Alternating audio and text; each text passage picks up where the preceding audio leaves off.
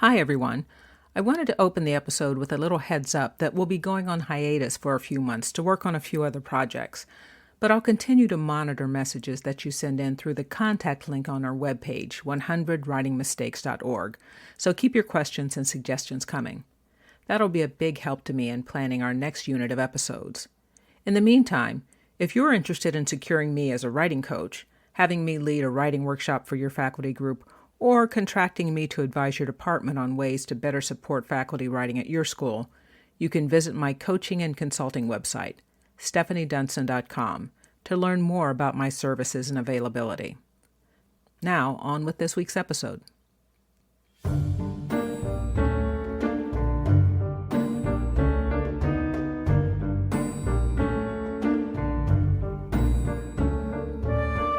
Hi, and welcome to 100 Mistakes Academic Writers Make and How to Fix Them, a podcast for academics and other writers who need to get work done. I'm Stephanie Dunson, PhD, a writing coach and consultant with over 20 years of experience working with faculty at some of the nation's top colleges and universities. My aim in making this podcast is to help you name your challenges and make adjustments that will allow you to develop a sustainable and meaningful writing routine. In each episode, I'll focus on one of what I've observed to be the 100 most common writing challenges faculty members face. Then I'll offer proven fixes that you can adapt to your particular writing routine. Although some of the challenges are unique to academics, most will be familiar to writers of all stripes. Alrighty then, let's get started.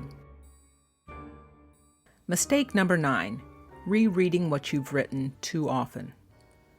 Raise your hand when you notice a problem, but not if you're in a car or you might hurt yourself. It's time for you to write. You sit down at your desk, sunlight dappling across the page, cup of tea at the ready. You open your notebook or turn on the computer and start to read what you've written so far. Are you raising your hand yet? You should be, because in this scenario, you've just made one of the most problematic mistakes known to academic kind. You've started your writing session by reading what you've already produced. What? I hear you say. Why would that be a problem? Let me continue. So you start reading through what you've already produced, and as you do, you feel compelled to make corrections and adjustments. Correcting a sentence here, revising a passage there, reworking an argument, going back to check a reference. Is that point clear? You ask yourself. Shouldn't I make that argument earlier in the piece? Maybe I should make the point of reference more apparent. And does any of this really hold together? Before you know it, the time you set aside for writing is almost spent. Or maybe you still do have time for more writing, but now a higher standard is set for any new writing you try to do. Does it match the quality of the earlier writing? Is it clear? Does it resolve any of the problems that you noticed when you were reading the material you wrote earlier? If none of this sounds familiar to you, you may have developed a method for starting your writing sessions that works for you. In that case, I invite you to stop listening now, lest you throw a wrench into an engine that's already chugging along nicely. But if you commonly feel that you run out of writing time before you actually get much written, if reading what you've written leaves you feeling overwhelmed or indecisive, in short, if reviewing material you've already generated is pulling you back from moving forward in your writing, stay tuned. Rereading what you've already produced at the start of a writing session poses problems for 3 reasons. First, it redirects the generative mindset that best serves new writing to a revision mindset, to assessing and fixing, which can be counterproductive to moving your project forward. Second, it leads you to make revisions to writing that might not even make its way into the finished project. And third, it puts pressure on you to generate a quality of new writing that matches the caliber of early writing that you've inadvertently revised to within an inch of its life. One way you can tell if this applies to you is to have a look at the project you're working on. You might find that the opening section is polished to a blinding sheen, while more recent writing portions are just puttering along. That's because reading the earlier section each time has led you to revise the dickens out of it, probably monopolizing a major part of your writing time. By the time you get to new writing, you're likely spent, propelled into a hyper-perfectionistic state, or simply out of time. And looking back on your past writing efforts, you might also recognize a pattern of running short of meeting deadlines. having to generate a mad flurry of activity to complete a project in spite of having seemingly allotted ample time to the work, or just feeling like the final sections of the work fail to meet the standard of earlier portions. In short, you've wasted too much of your precious working time looking backward at what you've written rather than moving forward with what you need to write. So what's the fix? Make reading over your past work and writing new material two distinct and fully separate components of your work time. If you set aside time to write, you should only be writing during that block of time. Reading over and evaluating what you've written should be set aside for a different time in your schedule, and done not as frequently as you might imagine. How often should you read your writing? Well, that will vary by writer, by project, and by proximity to the project's completion. That is to say that in the early stages of writing, it generally isn't that vital that you read what you've written too often. After all, you don't know how much of what you're writing will end up in the final version, so tightening it up will likely be a waste of energy. As the project moves toward completion, you'll probably want to read it more often. In short, for writing that's in its generative stage, you probably don't need to read it over more than once a week. Later on, when you get to the point of revising, you might need to read more frequently. And of course, copy editing your work is more a feature of reading than writing, so it's its own thing altogether. Okay, so if it's a bad idea to read your project at the start of the writing session, how else are you supposed to know what you're writing about? Well, I'll talk about that in our next episode. Nah, just kidding. I wouldn't leave you hanging for 2 weeks to find that out. So I'm just going to roll this episode into the next mistake. Mistake number 10, failing to use writing bookmarks. Okay, so the ostensible reason for rereading what you've previously written at the start of a writing session is to figure out what to write next, right? But what it more likely leads to is you getting drawn into correcting and over-assessing what you've written as a stand-in for getting real work done. So how do you figure out how to more efficiently launch into a writing session? In other words, what's this fix? Let's say you're reading a really good book. It's captivating, engrossing, a real page-turner.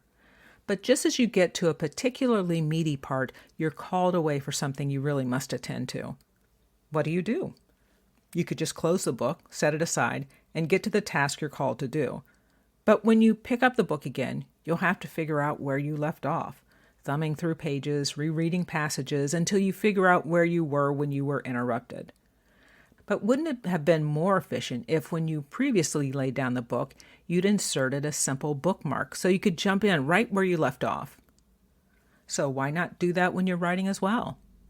That is to say, whenever you end a writing session, make a note of exactly what you need to do next. Name the task, articulate the question, point out the way, and be specific about it. That way, when you sit down to write again, you don't need to fish around. You don't need to reorient yourself. You don't have to get sucked into attending to what you've already written. Instead, you can jump right back into the work. Okay, I know a few of you who are distrustful by nature will be wondering, how do I know I'm keeping on track if I'm not rereading what I've written before? What's to keep me from going off on a series of tangents each time I sit down to write? Well, that relates back to the earlier topic. When you have one of those periodic reading days I suggested a few minutes ago, that's when you assess writing you've done over a span of days for cohesiveness, coherence, or opportunity. Which of these three you choose depends on where you are in the process of generating the particular piece of writing you're working on. If you're nearing completion of the piece, your focus will likely be on coherence. That is, to decide if the entries you've made on different days make sense together. If you're that far along in generating a piece, there's a very good chance that you've maintained unity of thought throughout your daily entries.